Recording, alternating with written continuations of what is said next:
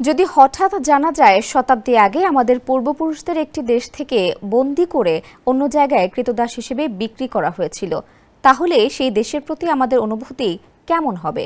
ক্ষোভ, অপমান, ব্যথা ও শূন্যতার মাঝে কি জন্ম নিতে পারে শিকড়ের টান?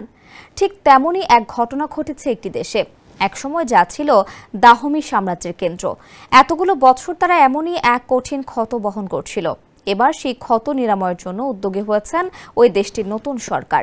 যাদের পূর্বপুরুষদের বন্দী করে দাস হিসেবে বিক্রি করা হয়েছিল, তাদের নাগরিকত্ব ফিরিয়ে দেওয়ার জন্য এক নতুন আইন প্রণয়ন করেছে তারা। এ নিয়ে বিস্তারিত থাকছে মাহমুদুর রহমান সিয়ামের প্রতিবেদনে। নিন মজাদার গোলমার্ক পপ, কুড়মুড়ে বাইটে ফুরফুরে লাইফ। একসময় ইউরোপীয় দাস ব্যবসায়ীরা লাখ লাখ মানুষকে বন্দী করে দাস হিসেবে বিক্রির মাধ্যমে আমেরিকার বিভিন্ন দেশে পাঠাতো, আর স্থানীয় সাম্রাজ্য এই ব্যবসায় গুরুত্বপূর্ণ ভূমিকা হিসেবে কাজ করত। অতীতে যাদের পূর্বপুরুষদের বন্দী করে দাস হিসেবে বিক্রি করে দেওয়া হয়েছিল, এবার তাদের নাগরিকত্ব ফিরিয়ে দেওয়ার জন্য পশ্চিম আফ্রিকার দেশ বেনিনের নতুন সরকার মাই আফ্রো অরিজিনস নামে এক আইন প্রণয়ন করেছেন। লক্ষ্য, যাদের পূর্বপুরুষ দাস ব্যবসায় শিকার হয়েছিল তাদের নাগরিকত্ব দিয়ে শেখরের সঙ্গে পুনর্মিলন ঘটানো। এই উদ্যোগের অংশ হিসেবে মার্কিন গায়ক লরেন হিল, সিয়েরা এবং চলচ্চিত্র নির্মাতা স্পাইক লি দম্পতিকে বেনিনের নাগরিকত্ব বা দূতের মর্যাদা দেওয়া হয়েছে, কারণ তাদের পূর্বপুরুষও একসময় এখান থেকেই বন্দী হয়ে আমেরিকায় গিয়েছিলেন।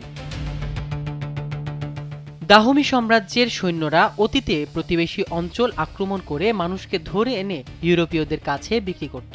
ইউরোপীয় আগ্নেয়াস্ত্র এই প্রক্রিয়া আরও তীব্র করেছিল। আটলান্টিক পাড়ের মিডল প্যাসেজ ছিল মানব ইতিহাসের অন্যতম নির্মম অধ্যায়।